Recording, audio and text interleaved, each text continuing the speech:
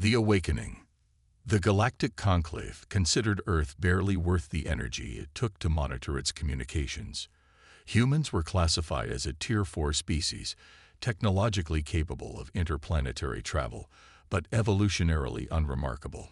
While ancient civilizations like the crystalline Archeans and a hive-minded Volith had mastered dimensional folding millennia ago, humans had only recently established their first Martian colony. Captain Alina Reyes stood at the viewport of the UES Dauntless, watching the red Martian landscape below. At 35, she commanded Earth's most advanced warship, though advanced was a relative term in the broader galactic context. The ship wouldn't stand a chance against even a scout vessel from the Archean fleet. "Captain, you should see this." Lieutenant Seto's voice crackled through her comm. "The excavation team has found something." Elena made her way to the shuttle bay, where a small crowd had gathered around a table. Dr. Nevian Chen, head archaeologist for the Mars Colonial Authority, was carefully examining what appeared to be a metallic cube approximately 30 centimeters on each side.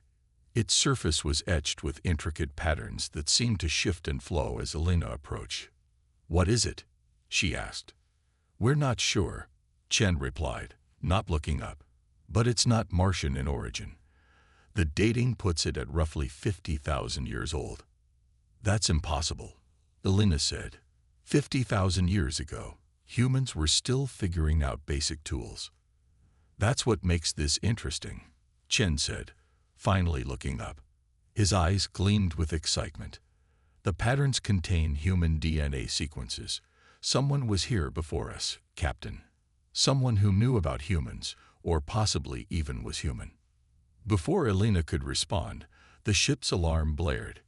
"Captain, to the bridge," Commander Jackson's voice announced. "Unidentified vessel approaching Mars orbit." Elena sprinted to the bridge. On the main display, a massive ship had appeared seemingly out of nowhere. Its design was unlike anything in Earth's database. Organic curves blended with crystalline structures, creating a form that seemed both beautiful and predatory. "Incoming transmission," announced the communications officer. The view screen flickered, revealing a humanoid figure with iridescent scales covering its face and elongated fingers that ended in sharp points. "I am High Commander Vextar of the Sarvellian Empire. We have detected illegal technological activity on the fourth planet of this system. Surrender the artifact immediately." Elena straightened her uniform.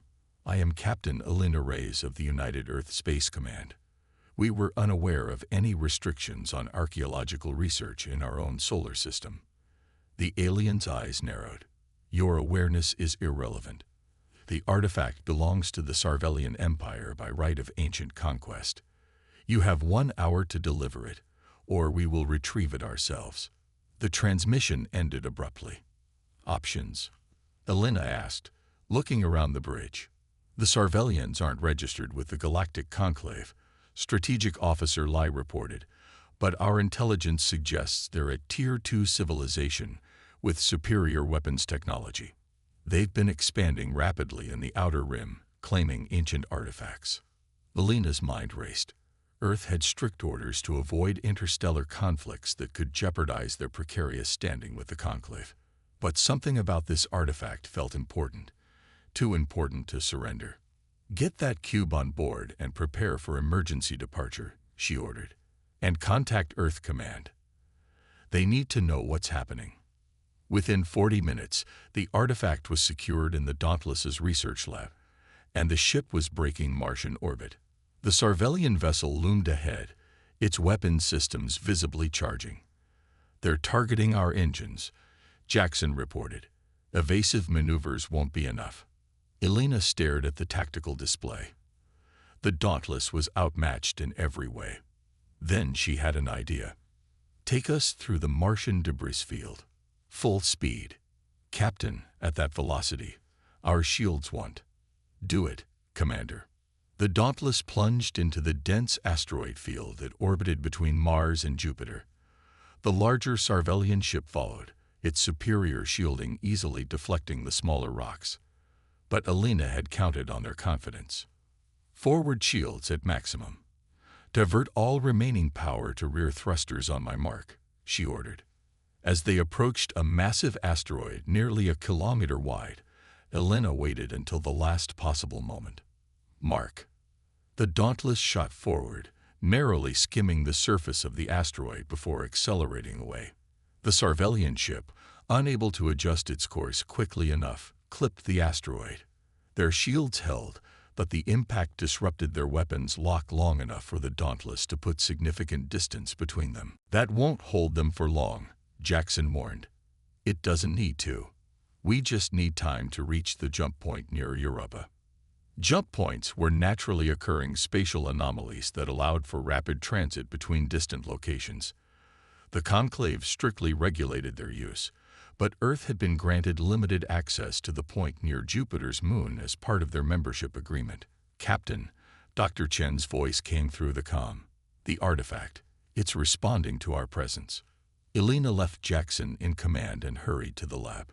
The cube was now hovering above the examination table, its patterns pulsing with blue light.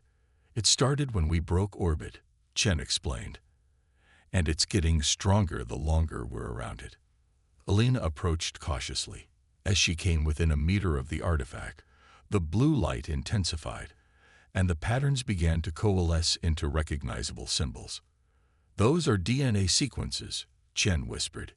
"Human DNA. But they're different, modified." Suddenly, the cube projected a holographic image, a three-dimensional map of the human brain, highlighting neural pathways that Elena had never seen in any medical text. "These pathways don't exist in modern humans," Chen said, his voice filled with awe. "How can you be sure?" "Because I've mapped the human brain for 20 years, he replied. "These structures would allow for neural processing speeds far beyond our current capabilities.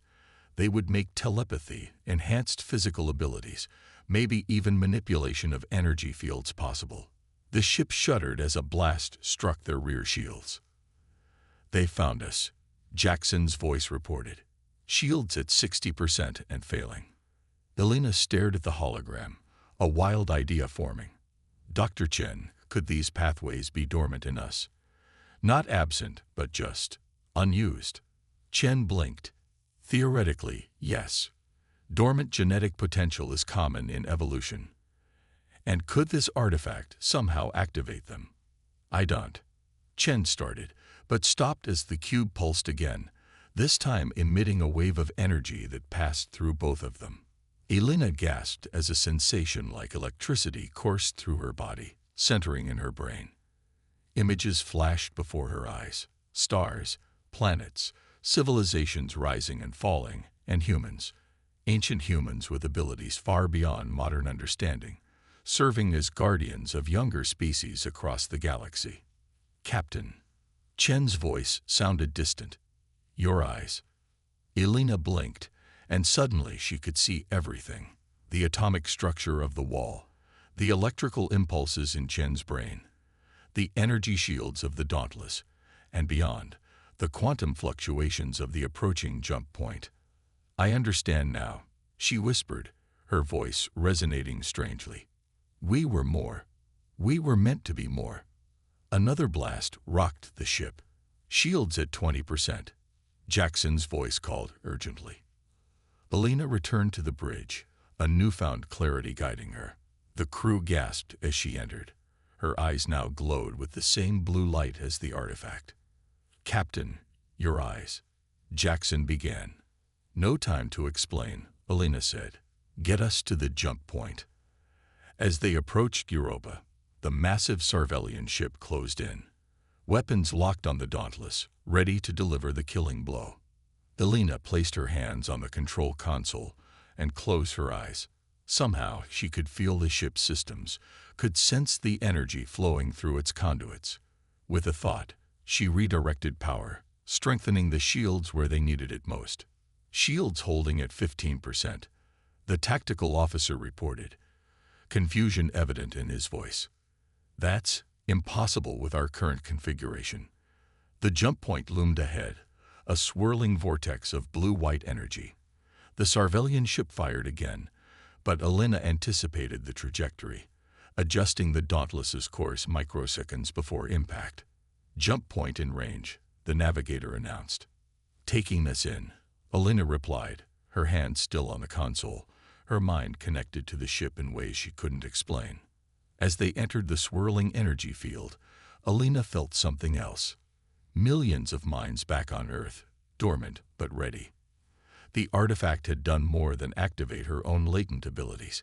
It had sent a signal, a wake-up call to every human in the solar system. The Dauntless emerged from the jump point in Earth orbit, but Alina knew their reprieve would be brief. The Sarvellians would follow, and next time, they would bring reinforcements. She turned to her bewildered crew. "Contact Earth Command immediately. Tell them humanity is about to remember what we really are." In orbit around Mars, the Sarvellian commander stared at the space where the human ship had vanished. "Track them," he ordered, "and prepare the fleet. These humans have touched a precursor artifact. They cannot be allowed to awaken." But it was already too late. Across Earth and its colonies, people were beginning to experience strange dreams, flashes of insight, and bursts of enhanced ability. Humanity's forgotten potential had begun to stir after 50 millennia of dormancy, and the galaxy would never be the same. The resurgence. 3 days after the Dauntless's return to Earth, the sky above every major city on the planet filled with Sarvellian warships. Their arrival was preceded by a complete communications blackout as they systematically destroyed Earth's satellite network. In the underground command center beneath New Geneva, Alina Rice stood before the hastily assembled Earth Defense Council. Her eyes still glowed with ethereal blue light, a visible reminder of how much had changed in so little time. "They've deployed in standard Caesarian formation," she explained, manipulating the holographic display with a mere thought. 76 capital ships, over 200 support vessels. They're positioning for a full-scale invasion. "How could you possibly know their tactical formations?" General Santos demanded. "We've never encountered the Sarvellians before last week." Alina met his gaze steadily. "The same way I know that 27% of humans worldwide are now exhibiting enhanced abilities. The same way I know that you, General, have been experiencing flashes of precognition since yesterday morning. The artifact didn't just change me. It's changing all of us, restoring what was taken from our species millennia ago."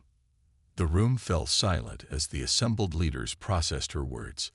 In the 3 days since the cube had activated, reports had flooded in from around the world. People demonstrating telekinesis, enhanced intelligence, accelerated healing, and dozens of other abilities previously thought impossible for humans. "Even if what you're saying is true," Dr. Eliza Okafor, head of the Global Science Directorate, spoke carefully, "most of these abilities are manifesting randomly, without control. How does this help us against an alien armada?" Elena turned to Dr. Chen, who had been working nonstop analyzing the cube since their return. "Tell them what you found." Chen stepped forward, dark circles under his eyes testifying to his exhaustion. "The artifact contains a complete historical record of our species. 50,000 years ago, humans weren't primitive tool users confined to Earth. We were an advanced civilization spread across this sector of the galaxy." He projected a series of images from his tablet. Ancient human cities on Mars, Europa, and several exoplanets. Humans with glowing eyes manipulating energy fields. Human ships traveling between stars. "We were guardians," he continued. "Our enhanced abilities made us protectors of younger species, helping them develop without interference from more aggressive civilizations." "What happened to us?" asked Admiral Cheng, her voice barely audible. "War," Chen replied grimly. "A conflict with an entity known only as the Shroud. Our ancestors won, but at a terrible cost. The few survivors chose to reset human development, suppressing our enhanced abilities and placing this artifact as a failsafe, designed to reactivate our potential if certain threats ever returned." "And the Sarvellians are one such threat?" President Mbeki asked. Elena nodded. "They're descendants of a race that allied with the Shroud. The artifact recognized their genetic signature when they approached Mars. That's why it activated. A lieutenant burst into the room. "Mr. President, the Sarvellians are broadcasting on all frequencies." The main screen lit up with the same scaled face Elena had encountered at Mars. "People of Earth," High Commander Vextar announced, "your reckless activation of precursor technology has violated numerous galactic treaties. Surrender those individuals exhibiting enhanced abilities, along with the artifact, and the rest of your population will be spared. You have 6 hours to comply." When the transmission ended, President Mbeki turned to Elena. "Captain Rice, you seem to understand our situation better than anyone. What are our options?" Elena stepped to the center of the room. "We fight, not as we are, but as we were meant to be. The abilities manifesting across our population aren't random. They're complementary, designed to function in concert. Our ancestors operated as a unified mind when necessary, each individual maintaining their identity but connected to the whole. You're suggesting we form some kind of psychic network?" General Santos asked skeptically. "I'm suggesting we remember how to do it," Elena corrected. "The knowledge is already within us, part of our reawakening genetic memory. We don't have time to rediscover it slowly." She looked around the room. "I need your authorization to access the global communications network. We can use it to accelerate the awakening process and establish the connection." After a tense debate, the Council voted 7-3 in favor of Elena's plan. Within the hour, she stood in the Global Broadcast Center, the artifact floating beside her as she addressed the world. "People of Earth," she began, "what you're experiencing isn't an anomaly or a disease. It's who we truly are. For 50,000 years, our potential has been dormant, but now it's time to remember." As she spoke, the artifact pulsed, sending waves of energy through the broadcast signal into every device receiving it. Across the planet, billions of humans gasped as dormant neural pathways activated and genetic memory surfaced. In New Delhi, a young woman suddenly understood complex quantum equations that had puzzled scientists for centuries. In Lagos, a doctor found he could see cellular damage in his patients and heal it with a touch. In Sao Paulo, a construction worker discovered he could manipulate gravitational fields. And everywhere, people began to feel the connection, a gentle awareness of other minds, not intrusive but supportive, like knowing you weren't alone in the dark. Elena felt it too, the growing network of consciousness that had once been humanity's greatest strength. Through this connection, she reached out, helping others stabilize their abilities, sharing the knowledge that had been unlocked in her mind first. As the 6-hour deadline approached, Elena stood on the roof of the command center, watching the Sarvellian ships positioning for their attack. Around her, 100 humans with the strongest telekinetic abilities had gathered, linked through the emerging gestalt consciousness. "Are you sure about this, Captain?" Lieutenant Seto asked beside her. Elena nodded. "The Sarvellians expect us to surrender. They have no idea what we've become in the last few days." At exactly 6 hours, the Sarvellian fleet began its descent. Dropships detached from the capital vessels, heading toward major population centers. Elena closed her eyes, reaching out to the telekinetics around her, and through them to thousands more across the planet. "Now," she whispered. As one, they focused their power upward. The air shimmered as an energy barrier formed in the upper atmosphere, not technological like the Sarvellian shields, but a manifestation of unified will made tangible. The dropships slammed into the barrier and disintegrated. In orbit, Vextar watched in disbelief as his first wave of troops vanished. "Impossible," he hissed. "Target their population centers. Full barrage." The Sarvellian fleet fired, energy weapons converging on Earth's major cities, but the telekinetic shield held, absorbing and dispersing the attacks. While the Sarvellians focused on breaking through, Elena initiated the second phase of her plan. Through the gestalt link, she connected with 5,000 humans who had manifested abilities related to energy manipulation. In orbit around Jupiter, the skeleton crew left aboard the Dauntless received her mental command. They activated the ship's experimental quantum resonance drive, not as a propulsion system, but as an amplifier. Energy surged from thousands of humans on Earth, channeled through the Gestalt consciousness, amplified by the Dauntless, and projected as a coherent wave that struck the Sarvellian fleet from behind. 23 enemy ships lost power instantly, their systems overloaded. The rest scattered, trying to regroup. On the Sarvellian command ship, alarms blared as systems failed across all decks. How are they doing this? Vextar demanded. They're a Tier 4 species. His science officer's scales had paled to a sickly white. Commander, I'm detecting neural patterns consistent with the ancient guardians. The humans. They're not Tier 4. They're precursors. Impossible. The precursors disappeared 50 millennia ago. Alina's voice echoed through every Sarvellian ship, transmitted not through technology, but directly into their minds. We didn't disappear, Commander Vextar. We chose to forget until we were needed again. Through the Gestalt link, Alina sensed a new group of abilities awakening. Humans who could perceive and manipulate quantum fields at a fundamental level. With their help, she located the quantum signature of the Sarvellian homeworld and opened a channel directly to their Imperial Council.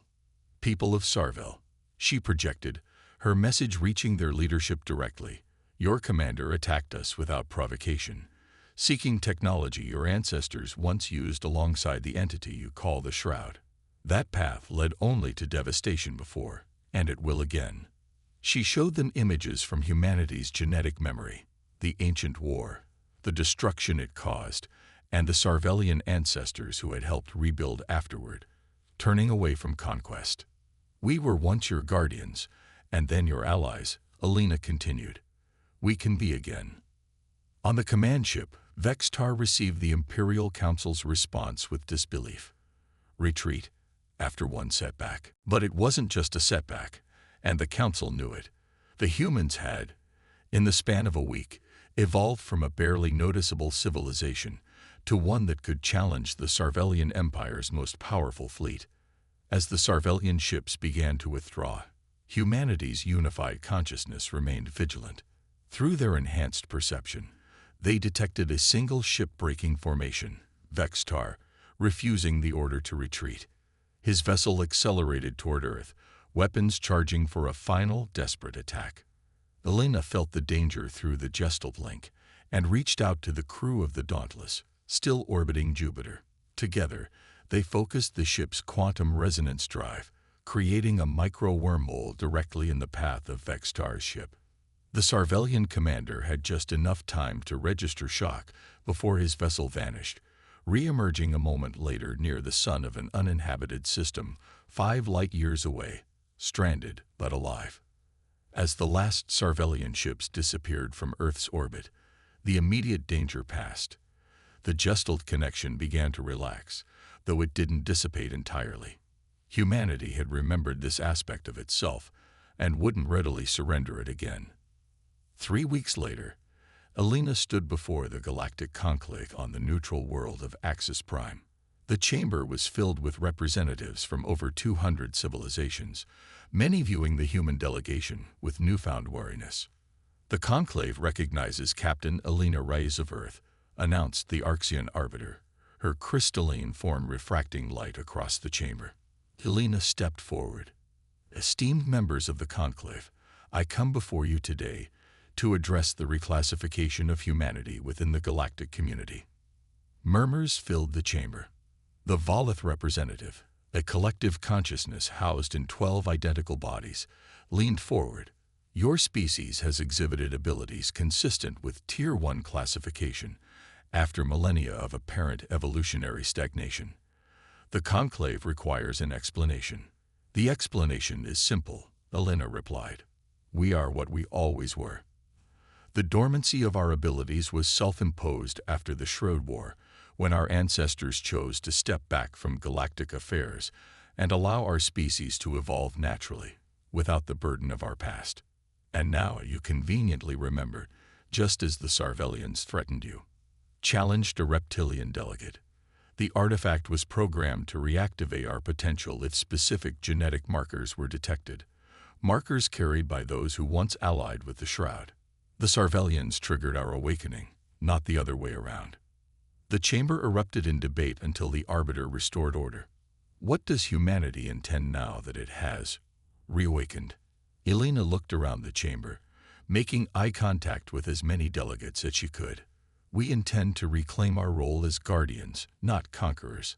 Earth has already begun establishing relations with the Sarvellian Empire, helping them address the genetic damage caused by their ancestors' alliance with the Shroud.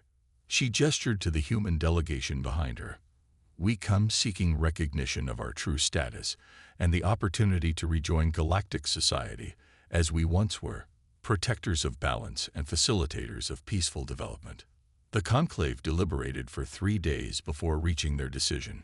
Humanity was reclassified as a Tier 1 civilization, with all attendant rights and responsibilities, including unrestricted use of jump points and access to the conclave archives. As Elena prepared to return to Earth, she was approached by the Arxian Arbiter in a private chamber. Your species' return has unsettled many, the crystalline being said, her voice like wind through chimes. Some fear you will seek vengeance for your long exile. Elena shook her head. It wasn't exile. It was recovery. The war against the Shroud nearly destroyed us. Our ancestors chose to forget so that we could heal, away from the responsibilities that had defined us for millennia. And now we remember not just our abilities, but why we used them as we did. The Gestalt consciousness preserves individual identity while creating unity of purpose. It reminds us that power without compassion is merely another form of the Shroud. The Arbiter's crystalline structure shifted, reflecting her emotional state. There are rumors, whispers that the Shroud was not completely defeated, that it has been dormant like your species waiting. Elena nodded solemnly. We know. The genetic memories unlocked by the artifact included warnings. The Sarvellians' aggression may be a sign of its influence reemerging. That's another reason we've reclaimed our heritage. The Guardians need to stand watch once more. As Elena departed Axis Prime aboard the Dauntless, now enhanced with technology derived from humanity's reawakened knowledge, she gazed out at the stars. Through the Gestalt link, she felt billions of minds back on Earth and its colonies, learning, growing, and preparing. Humanity had forgotten its true nature for 50,000 years, existing as a shadow of its former self. Now awakened, they faced a universe both familiar and new, filled with potential allies and ancient threats. Whatever challenges lay ahead, they would face them as they were always meant to, together, their individual strengths united in common purpose, guardians once more of a fragile cosmic balance that had faltered in their absence. The lost legends of galactic warfare weren't legends after all. They were humanity's history, and now, their future.